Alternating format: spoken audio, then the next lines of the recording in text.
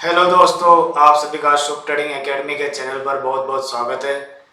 दोस्तों, आज हम निफ्टी, बैंक निफ्टी और फिन निफ्टी के एनालिसिस करेंगे और काफ़ी समय हो चुका है कि हमने ब्रॉडर मार्केट के ऊपर कोई सा भी एक वीडियो अपलोड नहीं किया है, क्योंकि मेरा बिजी शेड्यूल होने की वजह से मैं क्या है कि मार्केट के अंदर वीडियो रेगुलर नहीं बना पाता हूँ। लेकिन मार्केट में भी पिछले 3 दिनों से जो न्यूज़ वगैरह का फ्लो चल रहा है, अपना संसद का विशेष सत्र चल रहा है, इस वजह से क्या है कि मार्केट के अंदर काफ़ी 3 दिनों के अंदर गिरावट आई है। तो मैंने सोचा कि क्यों ना एक छोटा सा वीडियो बनाया जाए, आपको एक मार्केट के ऊपर एक थोड़ा सा मार्केट की केस स्टडी को भी हम समझ लेंगे और एक व्यू शेयर किया जाए कि मार्केट के अंदर क्या चल रहा है और क्या होने की पूरी उसकी प्रोबेबिलिटी है। और दोस्तों, मार्केट के अंदर आज आप मेरा टाइटल भी देख सकते हो कि मार्केट का स्ट्रक्चर चेंज। हाँ दोस्तों, कुछ मार्केट का स्ट्रक्चर चेंज हुआ है जिसको देखेंगे अभी और हम समझेंगे। तो दोस्तों, आइए स्टार्ट करते हैं निफ्टी की एनालिसिस से। ये हमारा वन डे का चार्ट है। हम यहाँ से हम बात करें कि हमने एक राइजिंग ट्रेंड बनाया था, यहाँ से लेकर ऊपर गए। उसके बाद में जब हम यहाँ से ऊपर गए तब मैंने आपको बताया था कि हम यहाँ से एक बार इस वाले हाई के आसपास तक तो जाएंगे ही जाएंगे। वहाँ पर जाने के बाद में हमने क्या हुआ कि बीच में यहाँ पर जाने के बाद में कोई वीडियो में अपलोड नहीं कर पाया। मैंने यहाँ तक तो वीडियो अपलोड किया था, लेकिन इसके बाद में जब यहाँ गिरा, यहाँ से गया, बड़ा गिरा, तो मैं बीच में कोई एक भी वीडियो अपलोड नहीं कर पाया। और उसके बीच में 3 दिनों की जो गिरावट आई, ये देखते हुए मैंने सोचा कि क्यों ना एक वीडियो डाला जाए, क्योंकि मार्केट का जो स्ट्रक्चर है थोड़ा सा चेंज हुआ है। काफ़ी मेरे पास रिक्वेस्ट भी आई थी, तो मैंने सोचा कि अपलोड करना चाहिए। तो दोस्तों, समझते हैं कि निफ्टी के अंदर क्या चार्ट के अंदर चेंजेस आए और आने वाले समय में उसकी क्या प्रोबेबिलिटी है। क्या ये गिरावट आने वाले समय में बढ़ेगी या फिर यहीं रुक जाएगी? आइए इसको डिस्कस करते हैं।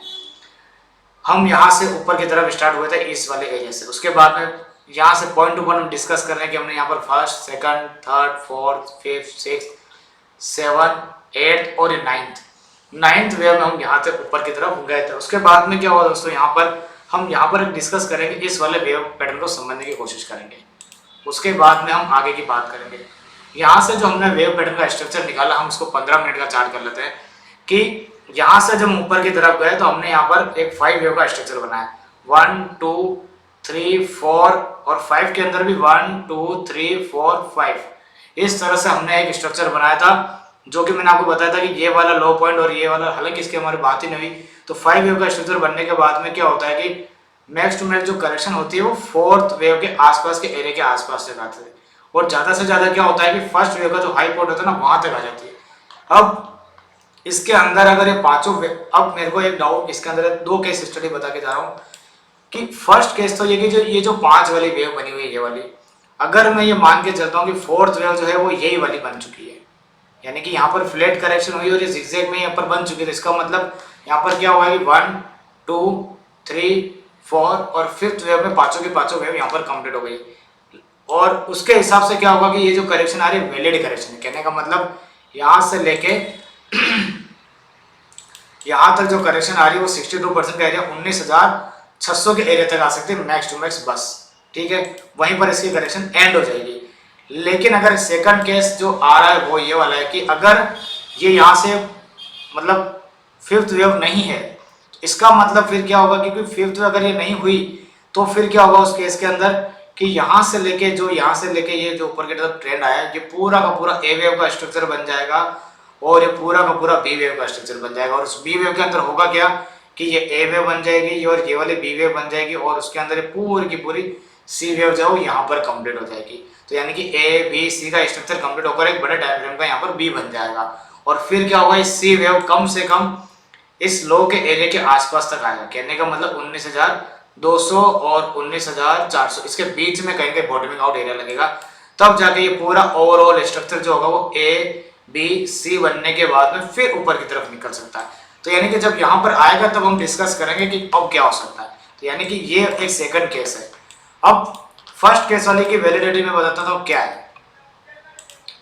यानी कि जिस हिसाब से ये 3 दिनों के अंदर गिरा और मान लो मंडे के दिन में एक आधी कैंडल और बना देता है, तो जितने टाइम फ्रेम में यहाँ से गिरा है उससे कम टाइम फ्रेम के अंदर अंदर अगर ये इस वाले लेवल को ब्रेक कर देता है, यानी कि ये जो लो पॉइंट है ना 19,900 का और ये वाला हाई पॉइंट है 19,020, यानी कि 19,900 और 20,000 का लेवल कम टाइम में अगर ब्रेक कर देता है, तो फिर हम ये मान कर चलेंगे कि यहाँ पर ये बॉटम बन गई और हमें यहाँ नया हाई लगाना है।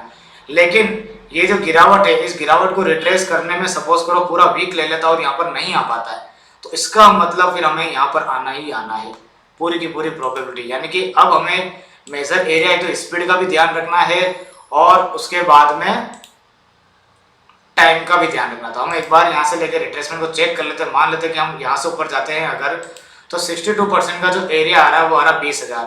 तो 20,000 का जो एरिया वो स्पीड से ऊपर आना चाहिए। जब तक स्पीड से ऊपर नहीं आएगा तब तक यहाँ पर करेक्टिव राइज बन सकता है, यानी कि ए बी सी यहाँ पर जाने के बाद में वापस से नीचे की तरफ डिक्लाइन आ सकता है। इस तरह से पैटर्न स्ट्रक्चर बन सकता है। लेकिन अगर स्पीड में जाता है तो फिर निकालने की कोशिश कर सकता है। और मान लेते हैं कि हम यहाँ से नहीं और 100 पर थोड़ा नीचे गिर जाते हैं, यहाँ पर 19,600 पर जाता है, तो 62% का जो एरिया है वो 19,975 और 38% का 826। तो यानी कहने का मतलब अब ये वाले जो जोन है ऊपर वाले 19,900 और 850 ये रेजिस्टेंस बन गए। तो यानी कि ये ब्रेक होंगे, सस्टेन होंगे तो जाके कुछ चार्ट में अच्छी खबरें आना स्टार्ट होगी। तो कहने का मतलब अभी तक तो चार्ट डैमेज हो चुका है, जब तक इसके ऊपर नहीं आता चार्ट अच्छे से नहीं डेवलप हो सकता। तो मैंने आपको दोनों के दोनों केस बता दिए। स्पीड का भी आपको ध्यान में रखना है, टाइम का भी आपको ध्यान में रखना है। कहने का मतलब ये कि अगर ये जो टाइम 3 दिनों में जो गिरा है, अगर ये 3 दिनों में ऊपर नहीं आ पाता है तो कहने का मतलब फिर ये करेक्शन का साइज और नीचे की तरफ करेगा। यानी कि जो साइज है वो करेक्शन का 19,200 और 300 के बीच में जा सकता है। फिर वहां जाकर हम समझेंगे कि क्या पैटर्न बन रहा है और क्या कंफर्मेशन आ रही है। तो अभी तक तो मार्केट के अंदर ये सेलिंग वाला चल रहा है और 62% के एरिया से भी वापस सेलिंग आ सकती है, जिस हिसाब से इसने तोड़ा है। अगर स्पीड से नहीं जा पाया, 3 कैंडल जो बनी हुई है, इस 3 कैंडल को अगर एक कैंडल में नहीं काट पाता, 1-2 कैंडलों में, या आने के बाद 4 कैंडल हो जाएगी, 4 कैंडलों को अगर 3 कैंडल में या 2 कैंडलों में नहीं काट पाता है तो इसका मतलब फिर ये नीचे की तरफ वो डिक्लाइन करेगा। ठीक है, तो यानी कि नेक्स्ट वाला वीक मेरे हिसाब से डिसीजन का एरिया है। अगर 4 दिनों के अंदर अंदर रिट्रेस करेगा तो फिर इसका मतलब ये एक डिप और मारेगा नीचे की तरफ। तो फिर हम देख लेंगे नया, जब तक वीडियो और अपलोड कर दूंगा। तो ये निफ्टी की पूरी एक एनालिसिस हो चुकी है। अब हम देख लेते हैं एक बार बैंक निफ्टी को। बैंक निफ्टी में दोस्तों मैंने आपको पहले ही बोला था कि ये जो ऊपर की तरफ जा रहा है ये राइजिंग ट्रेंड नहीं है और इम्पल्स नहीं है, यानी कि एक करेक्टिव राइज था जो कि अपना इसने ए बी और सी बनाकर कंप्लीट करते हैं, जिसके अंदर भी ए बी और सी बन गया। इसके अंदर सी के अंदर ये जो पूरे के पूरे 5 वेव बनाए इसने, 1 2 3 4 5, जिसमें ये वाला लो का एरिया ब्रेक करता है। तो ये वाला पैटर्न भी नीचे कंफर्म हो चुका है कि अब ये नीचे की तरफ जाएगा, यानी कि कम से कम ये इस लो पॉइंट के आसपास जा सकता है। इसकी पूरी की पूरी प्रोबेबिलिटी जा सकता है।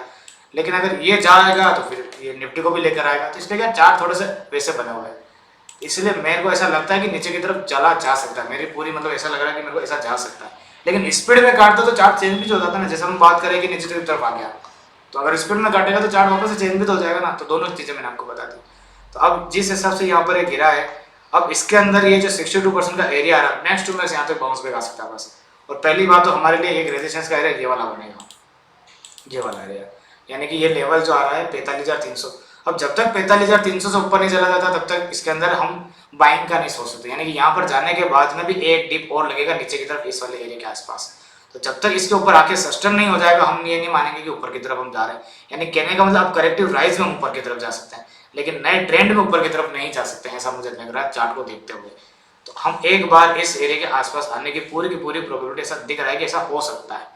सेम टू सेम फिर निफ्टी का भी चार्ट यही है कि जिस हिस्से में तोड़ा है ये भी पूरा का पूरा करेक्टिव फॉल था। ए वेव बनाई, ये बी वेव बनी और सी वेव हम यहाँ तक तो मारेंगे, सीधा हम गिर गए। अब हम इसके अंदर एक बाउंस बैक लेंगे इस एरिया के आसपास और फिर वापस कंटिन्यू कर सकते हैं यहाँ तक। तो ये पूरी की पूरी मैंने आपको तीनों के चार्ट स्ट्रक्चर बता दिए। और दोस्तों मेरी यहाँ पर कोई भी रिकमेंडेशन नहीं है, यहाँ पर मैं पूरा का पूरा एक प्योर एक एनालिसिस करता हूँ, एक शेयर करता हूँ मेरा व्यू, और यहाँ पर मेरी कोई रिकमेंडेशन नहीं है। हम एक एनालिसिस एक एजुकेशन के पर्पज़ के हिसाब से इसको देखते हैं। तो आज के वीडियो को मैं यहीं पर वाइंड अप करूँगा। मेरे वीडियो को लाइक सब्सक्राइब और शेयर करना बिल्कुल भी मत भूलिएगा। और दोस्तों अगर आपको कुछ भी सर्विसेज वगैरह कुछ भी एजुकेशन से रिलेटेड कोई भी इन्फॉर्मेशन अगर चाहिए तो आप मेरी वेबसाइट को विजिट कर सकते हो और यहाँ पर जाकर आप चेक कर सकते हो। और हमारे कॉन्टैक्ट नंबर जो है यहाँ पर जाकर आप कॉन्टैक्ट कर सकते हो हमारी टीम से। तो उससे आपको एक क्या कि पूरा हमारी जो सर्विसेज है, जो एजुकेशनल सर्विसेज है वगैरह सारी आपको उसकी डीप नॉलेज मिल जाएगी और इन्फॉर्मेशन भी मिल जाएगी। ठीक है दोस्तों, तो आज की वीडियो को मैं यहीं पर वाइंड अप करता हूँ। जो चीज़ मैंने बताई कॉपी पर अच्छे से लिखना और उसको मार्केट के अंदर एब्जॉर्व करना, क्योंकि मार्केट के अंदर स्ट्रक्चर में चेंजेस हुआ है इसीलिए। ठीक है, तो आज की वीडियो को यहीं पर वाइंड अप करता हूँ। Thank you so much.